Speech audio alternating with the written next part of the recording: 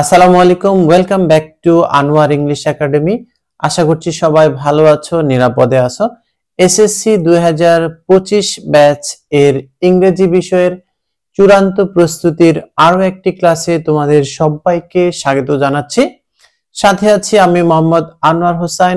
আজকের এই ক্লাসে আমি ঢাকা বোর্ড 2024 সালে যে কানেক্টরসটি এসেছিল সেই কানেক্টরস এর সমাধান সহ কিভাবে শূন্যস্থানে কানেক্টরস গুলো ব্যবহার করতে হয়, বসাতে হয়, সেই খুঁটিনাটি নিয়েই আজকে এই ভিডিওতে আলোচনা করার চেষ্টা করব। Hope you will be with me till the end of the video. So let's begin our today's lesson. Dear students, তোমরা দেখতে পাচ্ছ এখানে ঢাকা বোর্ড 2024 সালে কানেক্টরস এর যে প্রশ্নটি এসেছিল সেটি এখানে আমি লিখেছি। এখন এই প্রশ্নের সমাধান আমি বিশ্লেষণ সহ দেওয়ার চেষ্টা করব এবং কিভাবে তোমরা সঠিক কানেক্টরসটি নির্বাচন করবে তার কিছু কৌশল নিয়েও আলোচনা করব। তো প্রথমত আমরা প্যাসেজটি পড়ব, ভালো করে পড়ে বোঝার চেষ্টা করব এর বাংলা মিনিং। তাহলে যেটি হবে তোমাদের এর অর্থ বুঝে আসলে কানেক্টরস ব্যবহার করতে অনেক সুবিধা হবে। অর্থাৎ কানেক্টরস এর সঠিক ব্যবহার করার জন্য অর্থ বোঝাটা অত্যন্ত গুরুত্বপূর্ণ। অর্থ না বুঝতে পারলে আসলে কানেক্টর এর সঠিক ব্যবহারটা কিন্তু ভুল হতে পারে। It is known to all. It is known to all. Gold is a valuable metal. এটা সবার কাছেই জানা, সোনা হচ্ছে একটা মূল্যবান ধাতু বা পদার্থ। তো এখানে খেয়াল করো আসলে কি কানেক্টরস বসবে। তোমরা দেখতে পাচ্ছ it is known to all, এটা একটা ক্লোজ। এখানে আরেকটা ক্লোজ রয়েছে, gold is a valuable metal. Usually যখন দুইটা ক্লোজকে কানেক্ট করা হয় তখন সচরাচর যে বা যা অর্থে কানেক্টরস দ্যাট ব্যবহার করতে হয়। তাহলে এখানে মিনিং হলো it is known to all, সবার কাছে জানা যে, যে বা যা।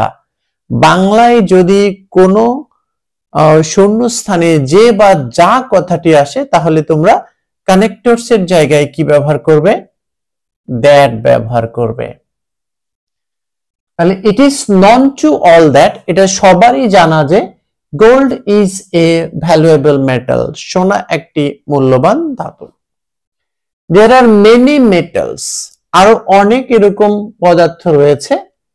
চিপার দ্যান গোল্ড, সোনার চেয়ে সস্তা।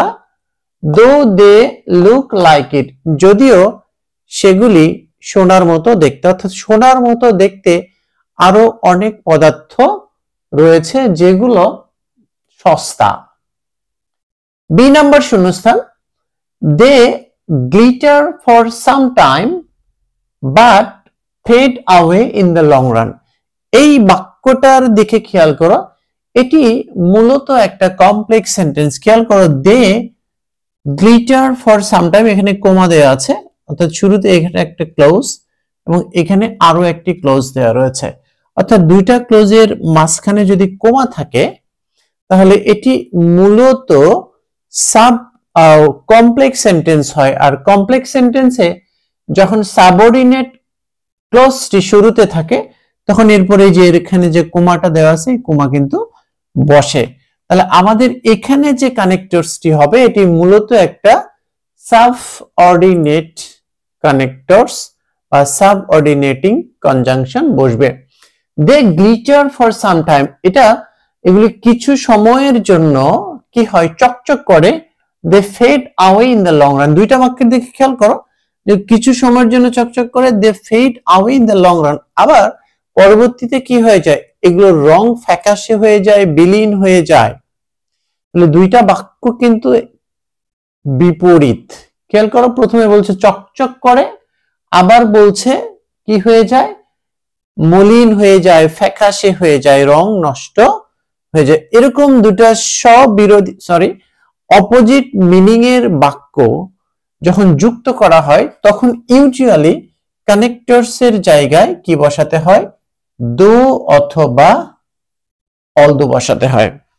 দো অথবা অলদো, এটা দুটি বিপরীত ধর্মী বাক্যকে জয়েন করার জন্য মূলত ব্যবহার করতে হয়। ফর এক্সাম্পল এরকম হতে পারে, লোকটি, the man is very rich, he leads a simple life. এখন এই শুরুতে যদি শূন্যস্থান থাকে তাহলে কি হবে, লোকটি ধনী আবার খুবই সাদামাটা জীবন যাপন করে।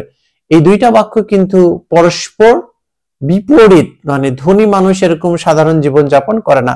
এইরকম বাক্যকে যুক্ত করার জন্য শুরুতে কি ব্যবহার করতে হবে, দো অথবা অলদো, কারণ এটা বিপরীত ধর্মী বাক্য।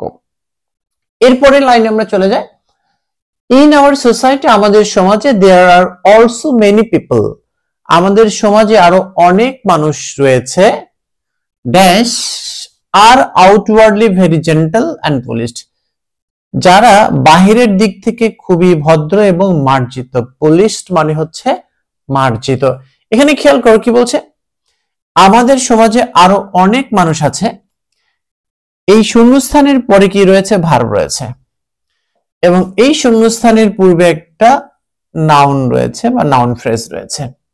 যদি দেখো যে কানেক্টরস এর ক্ষেত্রে একটা নাউন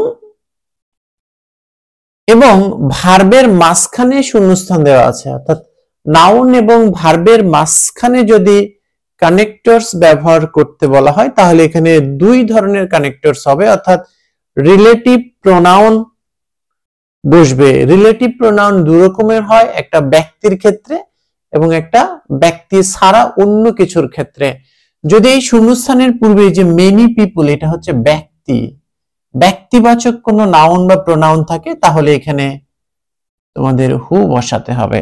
কি বসাতে হবে, হু বসাতে হবে। আর এই নাউন, এই যে নাউনটি রয়েছে এটি যদি বস্তুবাচক হয় বা অন্য কিছু হয় তাহলে কিন্তু দ্যাট অথবা হুইচ ব্যবহার করতে হবে। তাহলে কি খেয়াল রাখতে হবে, যে কানেক্টরস ব্যবহারের ক্ষেত্রে নাউন এবং ভার্বের মাঝখানে যদি কানেক্টরস বসাতে বলে তাহলে অবশ্যই relative pronoun, that is who অথবা হুইচ অর দ্যাট, এই তিনটার যে কোনো একটা।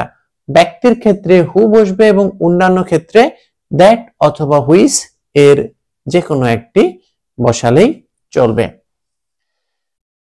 এবার পরের সেন্টেন্স যেটি রয়েছে, লেটার অন, পরবর্তীতে দেয়ার রিয়েল আইডেন্টিটি ইজ রিভিলড, পরবর্তীতে তাদের সত্যিকারের যে পরিচয় এটা ফাঁস হয়ে যায়, প্রকাশ হয়ে যায় বা প্রকাশ পেয়ে যায়।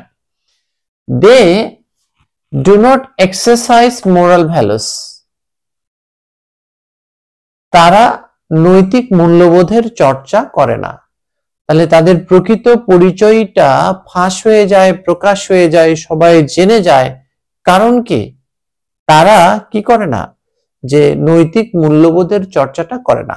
তাহলে দুইটা ক্লোজের মাঝখানে যদি কারণ চলে আসে, একটা ক্লোজ আরেকটা ক্লোজের যদি কারণ হয়, যেমন এই তাদের সত্যিকারের পরিচয় প্রকাশ হয়ে যায়, কি কারণে হয়, কারণ তারা নৈতিক মূল্যবোধের চর্চা করে না। অর্থাৎ নৈতিক মূল্যবোধের চর্চা না করার কারণে এই সত্যিকারের পরিচয় তাদের প্রকাশ হয়ে যায়। তাহলে কোনো কিছুর কারণ বোঝাইলে আমরা দুইটা জিনিস ব্যবহার করতে পারি, বিকজ ব্যবহার করতে পারি, এটিও ব্যবহার করা যায়, অথবা অ্যাজও ব্যবহার করা যেতে পারে। কিন্তু তোমরা পরীক্ষায় অবশ্যই দুটি লিখবে না, যে কোনো একটি লিখবে, হয় বিকজ নয়তো অ্যাজ। দ্যাট ইজ ওয়াই, এই কারণেই, এই জন্যেই, পিপল সে, লোকে বলে, all dash glitters is not gold. তোমরা একটা প্রবাদ শুনেছো বা তোমরা জানো যে চকচক করলেই সোনা হয় না। এটির ইংরেজি রূপ হচ্ছে কি, all that glitters is not gold. এখানে খেয়াল করো, এই যে এটি কিন্তু একটা ভার্ব আর এটি হচ্ছে একটা প্রোনাউন। একটু আগেই বলেছি ভার্ব এবং প্রোনাউন এর মাঝখানে যদি কানেক্টরস ব্যবহার করতে বলে তাহলে ব্যক্তির ক্ষেত্রে হু, আর ব্যক্তি ছাড়া হলে দ্যাট অথবা হুইচ। আর এটা যেহেতু একটা প্রবাদ বাক্য, এখানে চেঞ্জ করার কোনো সুযোগ নেই, যা রয়েছে ঠিক তাই বসাতে হবে। অর্থাৎ all that glitters is not gold, চকচক করলেই সোনা হয় না। এটি একটি প্রবাদ বাক্য, ঠিক এটি যেভাবে আছে সেভাবেই তোমাদের ব্যবহার করতে হবে।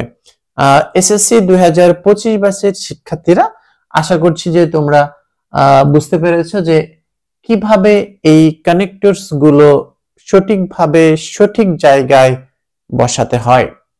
আমি আজকে চেষ্টা করেছি ঢাকা বোর্ড 2024 সালে আসা প্রশ্নটির অ্যানালিটিক্যাল সমাধান দেওয়ার জন্য, এবং পাশাপাশি আমি কিছু টিপস তোমাদের দেওয়ার চেষ্টা করেছি, by following which you can easily fill up or use the proper connectors or conjunctions in the given gaps.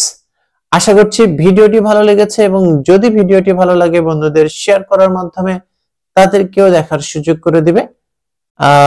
See you again with another new and interesting video on another topic. Till then, keep watching Anwar English Academy and keep learning English. All the best.